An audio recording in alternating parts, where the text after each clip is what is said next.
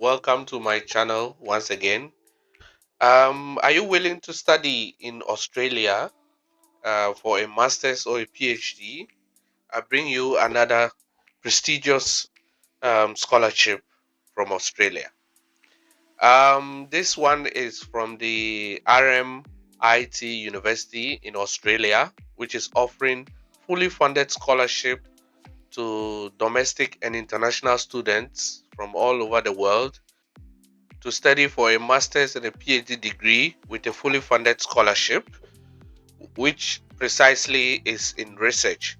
So, if you are interested in a master's or a PhD that is in research, then you qualify for this scholarship. So let's go straight forward. How do we do the scholarship application? So first of all, you have to choose a program. So step one is to choose which program you want to study in. Step two is to identify your research project. And then step three, you look at the scholarship, which we'll look at later. And then four, prepare your application. For those who want to start studying in March 2025, application is open. And so you have to prepare your application as soon as possible to be able to study in March 2025. This one, in order to study or get this scholarship, as part of the application, you will want to express your interest to a supervisor. So you have to express your interest to one of the supervisors. And this is sometimes, for this one, not so difficult because the supervisors already have projects and they are waiting for students. So when you express your interest through the application process, it becomes very fast. And if you are an international student, it is advised to send your expression of interest by the 18th of September 2024. So you have a few weeks to do that from now. Yeah. So applicants who would like to be considered for a Vice Chancellor's PhD scholarship must also complete the Vice Chancellor PhD scholarship expression of interest. So there is another scholarship attached to this particular one, and if you want to be considered, you have to submit this as well, and you can open it and see how to do the submission. Now first, let's look at the program. So the programs are for masters and PhD. So, and these are across all disciplines. So all disciplines or a range of disciplines that are available in the university. And the PhDs are normally for 3 to 4 years and the masters for 2 years. But if you are from Vietnam, or if you are watching from Vietnam, you should click on this to see special arrangements for you. So how do we start? First, you have to browse for programs. So first you have to look at which program you want to study in. So if we click on that, then we go and look at the programs that are available under the scholarship. Remember that the scholarship covers research programs. So be very careful, research programs.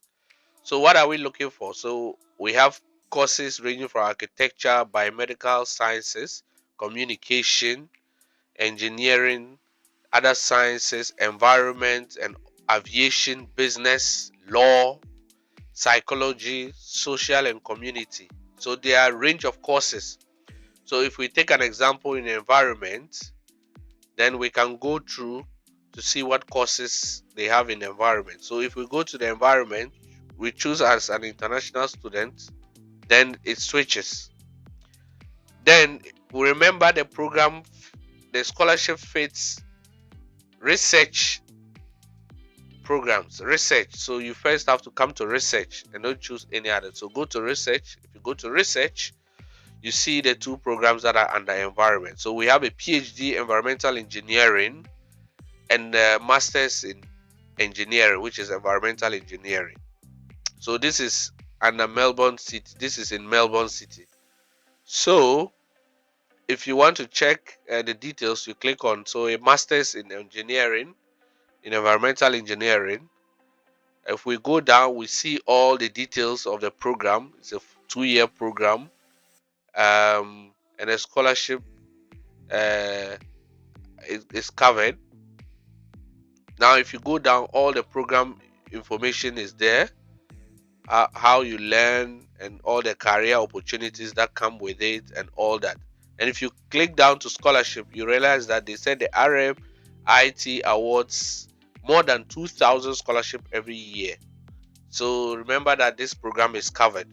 So that is how you find your program. And if you are interested in applying for this program, you click the apply button here, and then you can fill in the forms and all the things that are needed. So if we go back to the scholarship screen, now how do you know if you are eligible? To be eligible, you must satisfy the university entry requirement. So if you check the entry requirement of the program you're applying to and you fit, then you are fine. International applicants must also meet the minimum requirement for the English language. So what requirements are there? If we go to the English requirements, then we can see that they have some requirements. So if we go down to international applicants, we realize that there's a minimum English requirement. So let's click on that and see what they have. So if we go down, we see you have an accepted English language proficiency test, 2, an accepted English language provider, or a recognized qualification. So if we click on the third one, which is the recognized qualification, we see some interesting things here.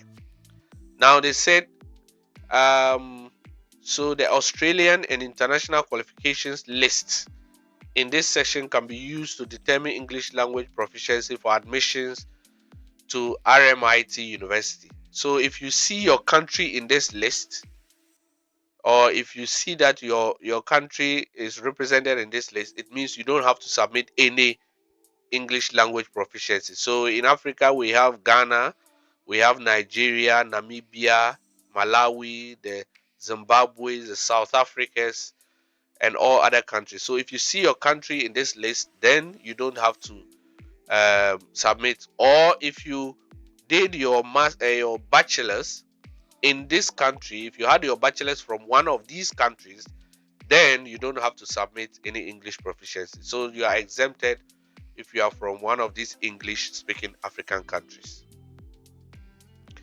Now, after going through the language requirements, what do we do? So you go down to check further eligibility. If you want a master's, you must have a bachelor's degree. And if you want a PhD, you must have a bachelor's degree and also a master's degree. And these are other information for you to read. So now the next is to identify your research project or research area. So there are a lot of research areas that you can, if you browse through this link, you can see that there are a lot of them. So there are a lot of them. You can go down and then see which college or program that you are interested in. Then